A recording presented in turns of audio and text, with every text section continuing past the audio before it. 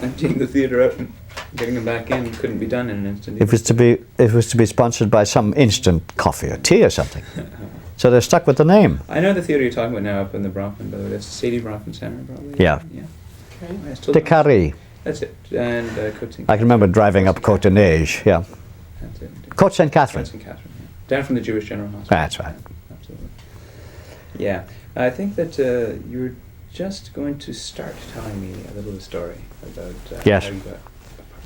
Well, when Mary Morter, who was of course the producer of Instant Theatre, first asked me to come and direct, and I asked my famous questions about how much, she said, well, I can only pay so-and-so, but you can stay at my house and I'll give you lime marmalade for breakfast in bed, which was my weakness.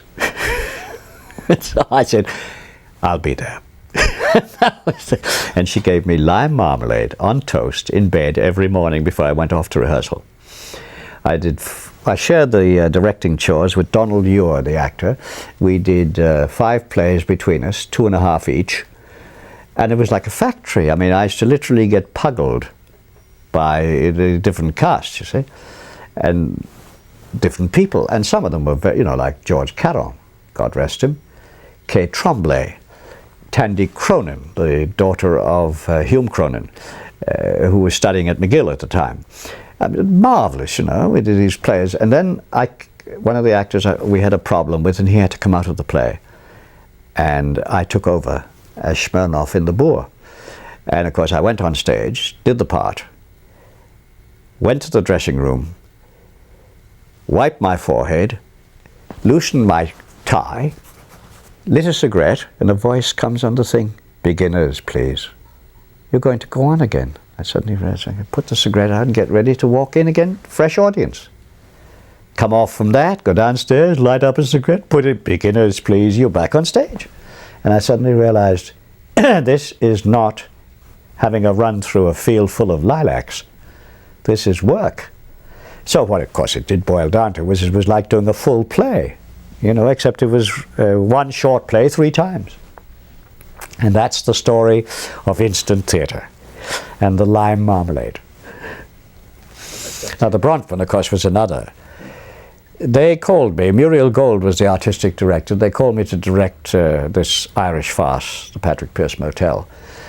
And it was a huge success, artistically and box office.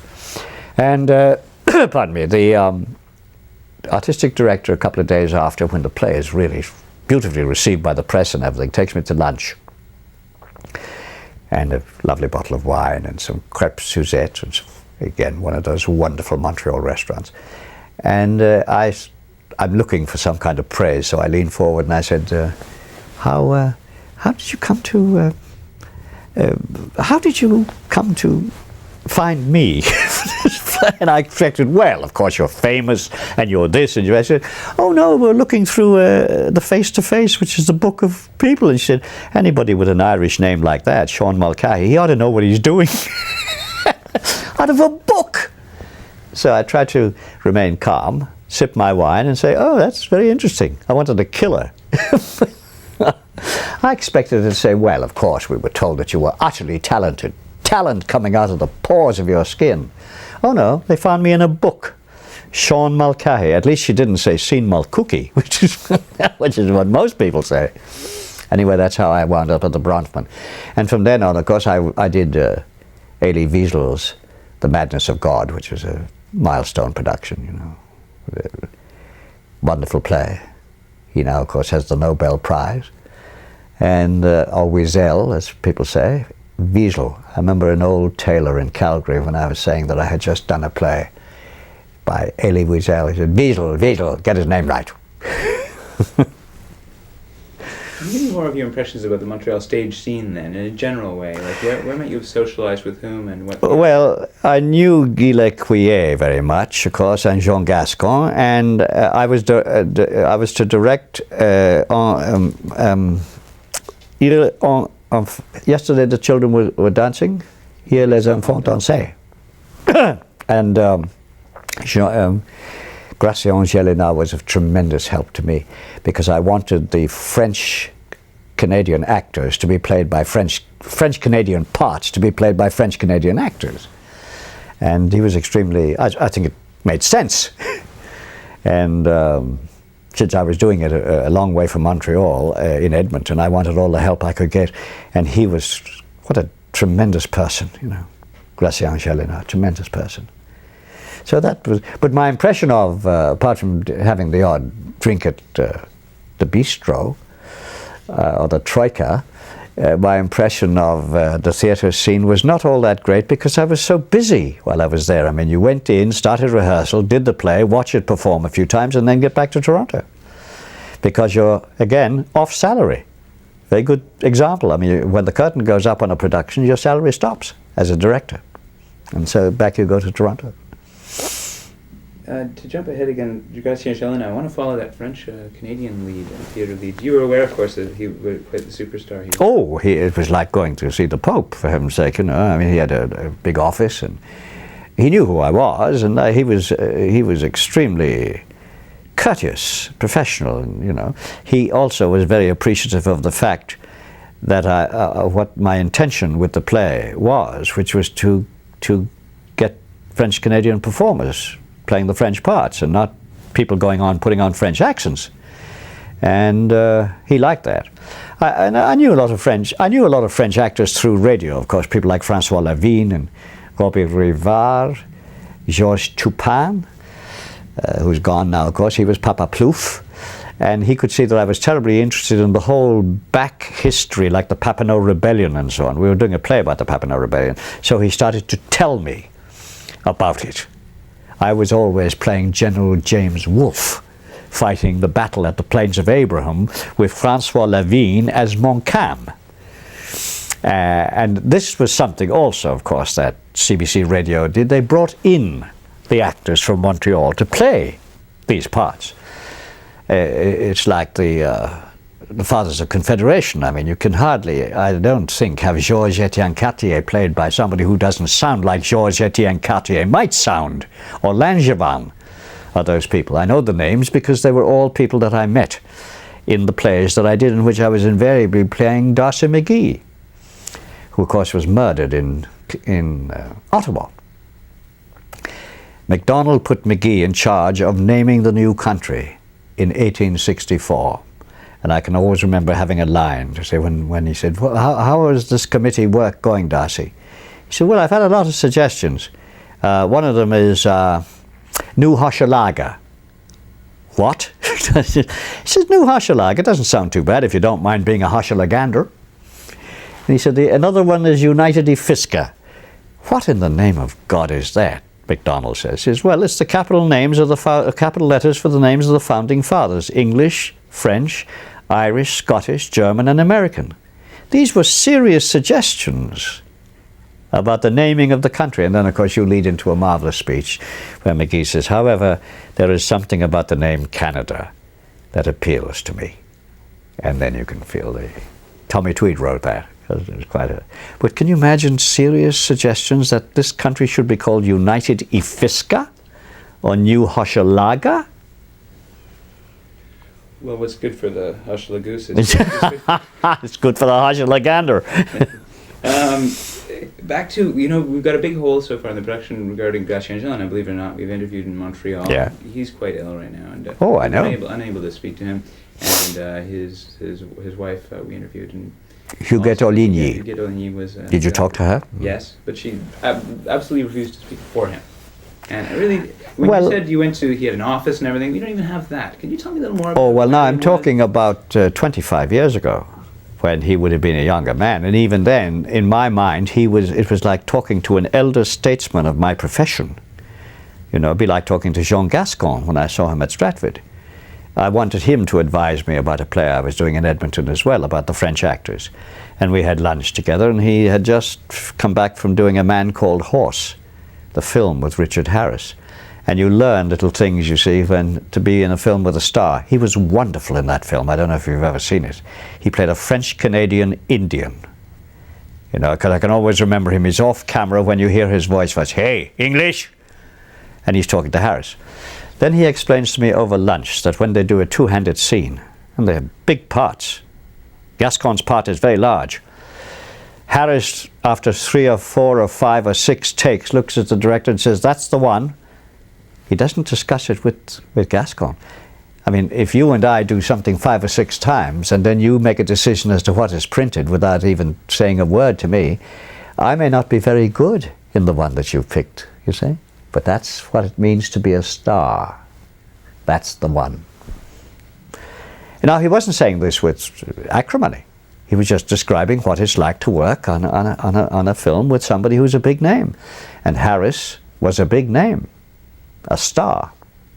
Yeah, there it is. Did he do any stage, Harris, here? Richard Harris? No, I haven't worked with him. I just know his work. He's a fine actor, but he's done a lot of stage, of course, in the old days with Joan Littlewood in Stratford East in England, you know, where all the Albert Finney and all these people came out of, you know. Not the Canadian Stratford. Oh, no. Jean Gascon? Jean Gascon was had a distinguished career in the Triton, Le Rideau Vert, theatres like that in Montreal. And then, of course, he became the artistic director of the Stratford Festival. You know quite a lot about him, actually, already. Did you work with him closely at any time? Only as a colleague. I never had the honor of working with him as a fellow actor. And in the Montreal scene at the time, was there a community at all that overlapped theatrically? I wouldn't have known too much about it. The one person that I became very friendly with was Romanian, oddly enough, who lives in Montreal, Septimiu Sever, who, of course, his French was impeccable. In fact, I thought he was one of the... But then I realized, of course, when he was describing to me in Romania, he was the actor who was chosen to introduce the great Paul Scofield to the Romanian audience. This was in the days before Ceausescu's time.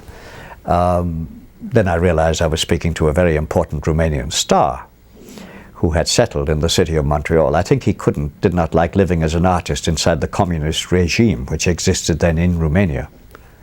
And he and I became very good friends. We acted together at the Bronfman Theatre. And I liked very much working with him. Is he still around?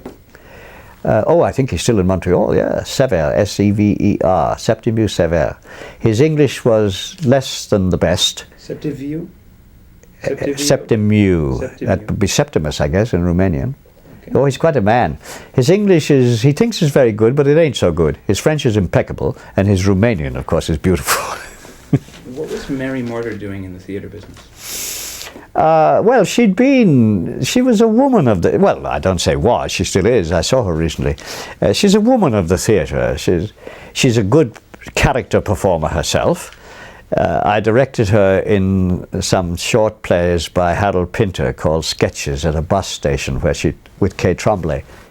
I'll never forget the two of them. I mean, because I don't know if you know how Pinter writes, where it's the little pauses in between and the way they wait. Well, these two women sit at a table in a bus station talking about the various buses, where they go. And it's hilarious because of the way they talk. He's a master playwright. And Mary, of course, could do that so well. She's a very good character actress. But she's also a woman of the theatre, and she saw the business of, she drove to have this done, this lunchtime theatre. And, of course, I helped her all I could. How could you direct someone who hired you? Oh, I think you change. It never occurs to you to even think that they hire you. I put it right out of my mind. You just do it. They've got you because, and they're paying you because they want you to make sure that you put the thing on right. Oh, I've done that a number of times to direct the actual person who's paying my salary or who has picked me. I find it doesn't bother me at all. Once I get my mind set, directing, if I might say a word or two about it, is a very imprecise art. It's an art in which it's very easy to be a charlatan. If somebody comes onto the stage of the Place des Arts and is going to play the Tchaikovsky violin concerto, and they don't really know how to play the violin, it's not going to take the audience very long to let them know that they don't think they're very good. You can go on and directing a play which is making no sense at all to the public, and people say, well, maybe he knows something that we don't know, or she does, you see. And actually, it's often quite a lot of garbage or rubbish. And I have no time for that. I mean, theatre is basically a community exercise. That's why so many of our theatres are called community theatres. That means they belong to the people. The proudest memory I have, for instance, of my 5 years at the Citadel are the student matinees, in which the theatre would be sold out to people between the ages of about 12 and 20 from the schools and colleges. You couldn't get in if you were an adult. It was $1 a ticket. After 5 years, you had an audience that was pretty cultivated. In the best sense of that word, they knew what they were watching. They'd seen Chekhov, Shaw, Tennessee Williams, O'Casey, and all of Neil Simon. You know, the mixture. So that you, when you would, and I always talked to them afterwards. That's when the young boy stood up and said, "I have a question, Mr. Mulcahy." And that was Othello, actually, the matinee of that. Shakespeare. I may as well go with you before I jump back. That I did have that quote where you were known for getting up on the stage and generally, who is it said this? Ross Stewart. Chat to the, I chat with the audience. I don't know, was it always with an end to promoting sales? Or? No, not at all. No, well, of course, there were no sales to promote by that time because the theatre was full. So, well, one of the proudest memories I have is David Brown, the actor, once saying in print, you know, if you put a hat on a fire hydrant, Sean would sell it 2 subscriptions. That was a great compliment. No, I used to like, I still like doing it, talking to the audience, because it's not a secretive kind of art. It's not something that, oh gosh, it's all, you know, God will send a white light. I like to show them how the stage revolved. I'd do the same if I was talking about television, if I knew enough about it. This is what the cameraman's art is. This is the camera. This is what he does. It's a craft, so that people understand. It's not a secret, and neither is the putting on of a play a secret. I used to think of myself as the Gaelic word, I guess, for it is shanachie, which is a teller of tales. That's what a director is. He takes the words, which of course is the most important thing of all, what the writer has written. He picks a cast, and Andrew used to tell me, my dear boy, take your time when you're casting, because if you cast perfectly, 60% of your job is done. The rest is 40% of putting the play on stage. To get back to the storytelling, you pick the actors, you rehearse with them, you lift the curtain, and there sits the public who've paid, and you're going to tell them a story. Do they like it? Why do they like it? Do they understand it? Why? Do they not understand it? Why? If you're doing something by Beckett, which could possibly be a little obscure, or Ionesco, whom I wouldn't even dream of trying to present on stage now, because at one time there was such a vogue for it. Now, Ionesco seems to be as dead as the dodo, or the theatre of Artaud, the cruelty, the theatre of cruelty. I guess the musical equivalent would be Karl-Heinz Stockhausen, and what Thomas Beecham once said, a very modern composer where he doesn't even have a written score. You play what you feel like. Is that good? I don't know. Beecham once said, when asked if he'd ever conducted any Stockhausen, said, no, I don't think so. I might have stepped in some. That was the end of that. Well, now, I'm not going to decry a modernistic composer, but I do think it's very odd if you go around to musicians in an orchestra telling them to play how they feel without a written score. That's strange. And yet, that's counterbalanced by the feeling I had when my father took me to Stravinsky's Petrushka, where he had to literally hold me down in my seat because I thought the music was barbaric. I never heard anything like it, the discordances and the dissonances of Stravinsky.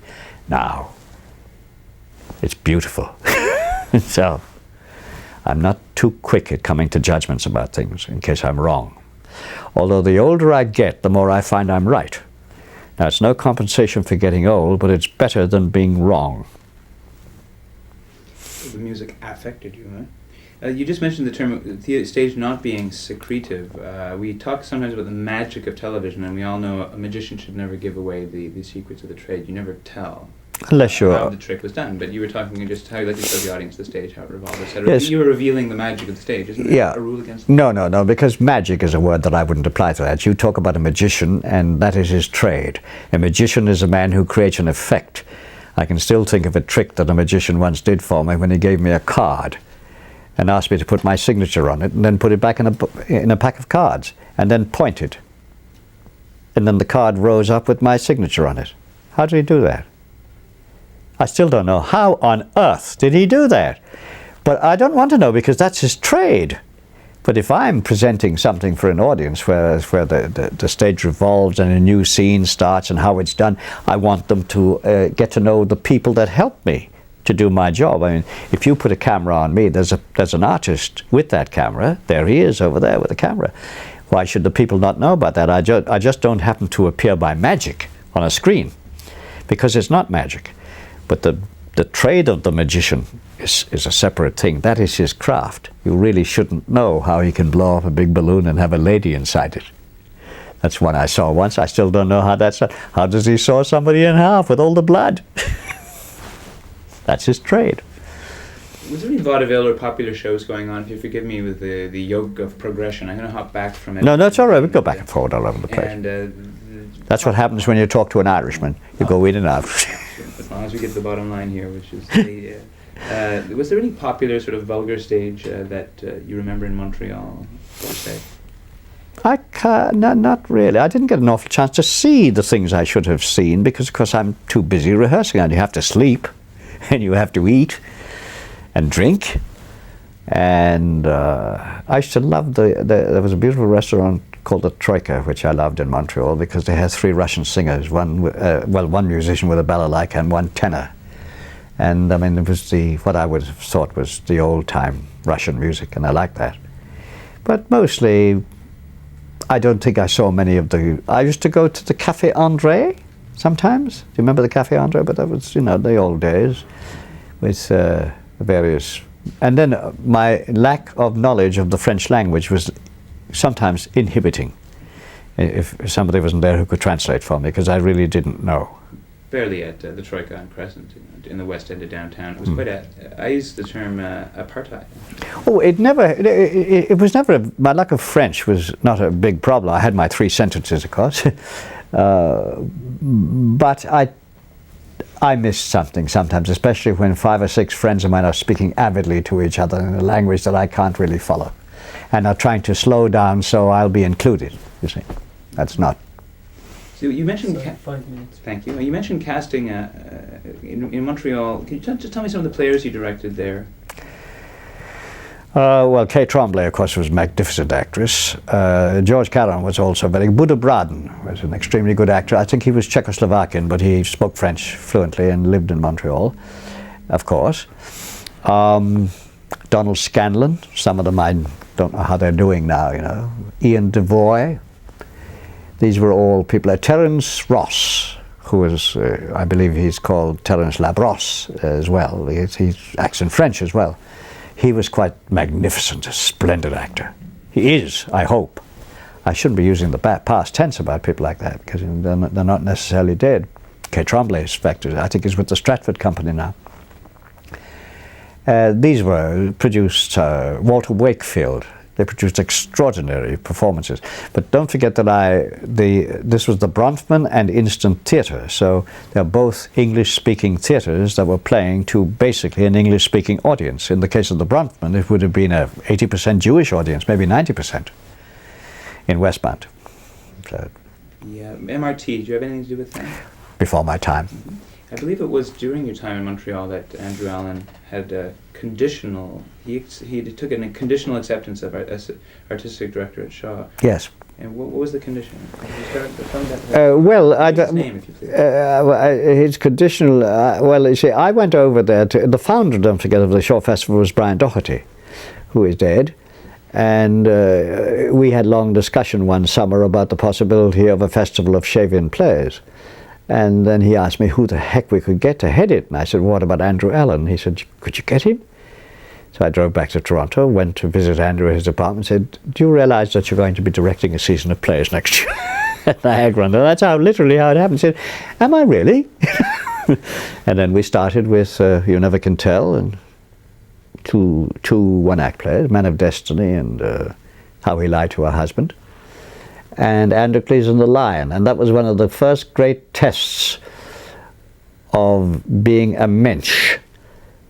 Androcles and the Lion was directed by me at the Shaw Festival and had a huge cast with people like Ian Thorne and Gerard Parks and Percy Rodriguez, the Montreal actor, who now lives in Los Angeles.